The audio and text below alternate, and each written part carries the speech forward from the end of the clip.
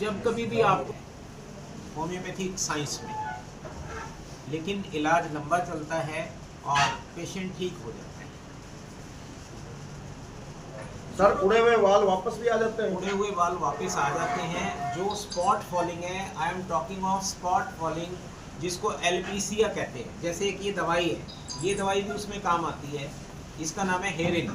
जैसे ये एक पेशेंट था जिसके ऐसे बाल थे, आप फोटो देख सकते हैं, ये झज्जर का पेशेंट था और बाद में उसके बाल आ गए हैं। ये practically this is not a photo from AI, this is the actual photo of the patient. तो सर जो जेनेटिक होते हैं, अपने बाल मुड़ जाते हैं 25-30 साल के बाद, वो अलग चीज़ है। वो अलग चीज। वो तो एक that has many other different reasons.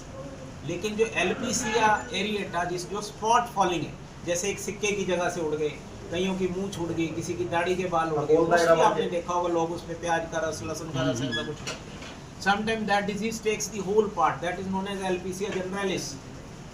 तो वो ऐसा हो जाता है। तो उसमें होम्योपैथिक पद्धति बहुत बढ़िया इलाज करती है। तो इसका सर कितना टाइम होता है? 2 महीने, 4 महीने, 6 महीने मिनिमम? इसका टाइम वेरी करता है। कई बार 6 महीने भी लग जाते हैं, कई बार 2 महीने में भी ठीक हो जाते हैं स्पॉट फॉलिंग, और कई बार साल भर भी लग सकता है। टाइम इसमें वेरिएबल है। जो पेपर हमने प्रेजेंट किया, उस पेपर में उस बंदे के बिल्कुल भी बाल नहीं थे और उसके बाल कंप्लीट आ गए। मैं जो पेपर मैंने प्रेजेंट किया, वो पेपर हम आपको शेयर भी कर देंगे, क्योंकि वो PPT प्रेजेंटेशन थी।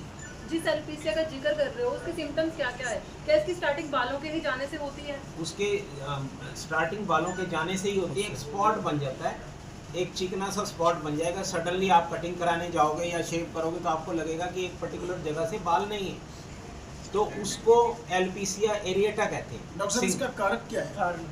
इसका कारण तो बेसिकली तो ये स्किन डिजीज है। लोग इसको ऐसे सोचते हैं कि कीड़ा लग गया, कीड़ा कूड़ा कुछ नहीं है। This is A skin disease, और ये मोस्टली सुप्रेशन ऑफ चमड़ी रोग को दबाने से होती है। और इसका कोई पर्टिकुलर मतलब अदर साइंसेज में ऐसा माना गया है कि ये फंगल डिजीज है। बेशक आप उसको ऐसे मान लो, लेकिन होम्योपैथी पेशेंट के सिम्टम लेकर ठीक करती है। हम पेशेंट की सारी बातें पूछते हैं, भी आपको खाने पीने में मीठा अच्छा लगता है, नमकीन अच्छा लगता है, उसके बेसिस पे दवाई सिलेक्ट होती है। और एक उपचार के बाद डॉक्टर साहब, क्या इसके पुनः होने की कोई आशंका नहीं, इसकी रेकरेंस नहीं होती। अगर होम्योपैथिक ट्रीटमेंट से दवाई लेके ठीक होता है तो इसकी रेकरेंस नहीं होती। डॉक्टर साहब, आप कौन कौन सी बीमारियों के एक्सपर्टीज हैं? कौन कौन सी बीमारियों के आप एक्सपर्ट हैं? होम्योपैथिक साइंस में सभी चीज़ों का इलाज सिम्टोमेटोलॉजी पे होता है। लक्षण देखकर लक्षणों पे आधारित किया जाता है। बहुत सारे केसेस हैं, हमने बहुत रिसर्च की है। हर साल कम से कम आज तक 22 कंट्रीज़ में हमने रिसर्च पेपर पढ़ दिया। अभी 2 साल पहले भी एक कॉन्फ्रेंस यहीं पर ही हमने कॉन्फ्रेंस बुलाई थी, तो वो टॉपिक डिफरेंट था। लेकिन हर साल एक नया टॉपिक, नए आइडिया के ऊपर रिसर्च पेपर पढ़ाया जाता है। एक इंटरनेशनल फोरम है, that is known as LMHI। Mostly वो एक वर्ल्ड की ऑर्गेनाइजेशन है। होम्योपैथी के रिसर्च पेपर 6 महीने पहले वहाँ भेजता है डॉक्टर, फिर होम्योपैथी की एक पैनल है, वो उसको डिस्कस करते हैं। अगर उनको लगता है कि yes this is a presentable thing and a new thing, only then that very person is allowed to speak in front of world homeopathic doctors. इसमें शुगर का भी कोई? Sugar is a manageable disease. देखो आपको एक बात बताता हूँ, शुगर ठीक हो सकती है अगर हमें लक्षण अच्छा मिल जाए। जैसे अभी मेरे पास एक जुवेनाइल शुगर का केस आता है। जुवेनाइल शुगर में क्या होता है कि इंजेक्शन लग रहा है। अब वो बच्चा मेरे पास आया, 3 साल का बच्चा था। हालांकि ये टॉपिक से अलग बात हो गई थोड़ी सी। तो वो केले की उसको इतनी डिज़ायर थी कि 3 साल का बच्चा 24-25 केले रोज खाता। Can you believe?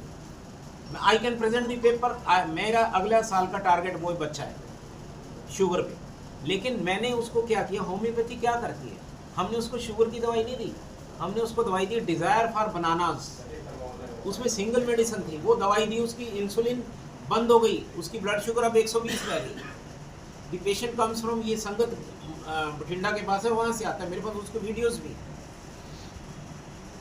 डॉक्टर साहब, एलोपैथिक और होम्योपैथिक में कितना डिफरेंस मानते हैं? जैसे एलोपैथिक के बहुत साइड इफेक्ट हैं। नहीं, this is all together different science. वो आपने लोगों ने सुना होगा कि होम्योपैथी को हाथ नहीं लगाते। होम्योपैथी को हाथ इसलिए नहीं लगाते क्योंकि होम्योपैथी जिस चीज़ से बनती है उसकी सिर्फ एनर्जी इसमें है, मटेरियलिस्टिक डोज नहीं है। कि होम्योपैथिक रेट असर करती है ऐसा नहीं है। होम्योपैथी में अगर बुखार हो तो वो 3 महीने में नहीं उतरेगा, उतर जाएगा। मतलब बेसिकली क्या है कि अगर किसी को 104 बुखार है, वहाँ आपने क्रोसिन दे दी, क्रोसिन दे के एक बार फीवर डाउन आ गया। होम्योपैथी में और साथ में हमने 5 दिन का एंटीबायोटिक कर लिया। डॉक्टर क्या करता है, आपको सुबह शाम क्रोसिन दे देता है, उससे आपका फीवर राइज नहीं होता। आप सोचते हो मैं ठीक हो गया, आप ठीक नहीं हो गए, आपका टेम्परेरीली फीवर डाउन हो। लेकिन होम्योपैथी में जो दवाई दी जाती है उसमें टेम्परेरीली डाउन नहीं होता, उसको ठीक होने में 1-2 दिन लग जाते हैं और पेशेंट ठीक हो जाता है। सारा कुछ सिम्टम्स पे डिपेंड करता है। The lining of the doctor and the patient should be one line. आपने मुझे बात बताई, कुछ बताया, कुछ नहीं बताया, तो आप ठीक नहीं हो। डॉक्टर साहब कॉस्ट क्या है होम्योपैथिक एलोपैथिक क्या? होम्योपैथिक दवाइयाँ बहुत सस्ती पड़ती हैं, एलोपैथिक के कंपैरिजन में कोई भी इलाज आप ले लो सस्ता पड़ता है, ऐसी कोई बात नहीं है। एक वन कैन कोई भी आदमी इसको अफोर्ड। एक डॉक्टर साहब, हमारे यहाँ नशे की बहुत बड़ी दिक्कत है, इसमें नशा छुड़ाने के लिए भी कुछ आता है? नशा छुड़ाने के लिए तो मेंटल मेकअप है।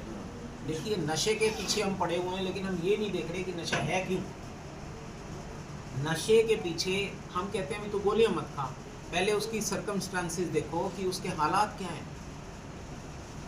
क्योंकि हमारी एम्बिशंस इतनी बढ़ गई हैं, किसी को अगर 5,000 रुपये की कमाई है तो वो सोचता है मेरे को 50,000 की कमाई हो जाए, तो वो समय लगेगा ना। दूसरों को देखकर हम नशे करते हैं। मेरा कहने का मतलब दूसरों की प्रोग्रेस देखकर। आज एक आदमी कामयाब है, दूसरा कामयाब नहीं है, उसको लगता है कि वो कामयाब है, वो एडिक्शंस में पड़ जाता है, रॉन्ग। तो हम हालात सुधारें, समाज के सुधारें, अपने आप को सुधारें। नशा अपने आप नशा सेकेंडरी है, नशा सेकेंडरी है। माइंड सेटअप, नशा उस चीज से छुपने का रास्ता है। डॉक्टर साहब लंदन में कितने प्रतिनिधियों ने शिरकत की, कितने राष्ट्रों से, और क्या उन्होंने एलपीसीए पे ही अपना दिया सर या अलग अलग? नहीं, सबके टॉपिक अलग अलग होते हैं। एलपीसीए पे नहीं थे सभी लोग, कम से कम 35-40 कंट्री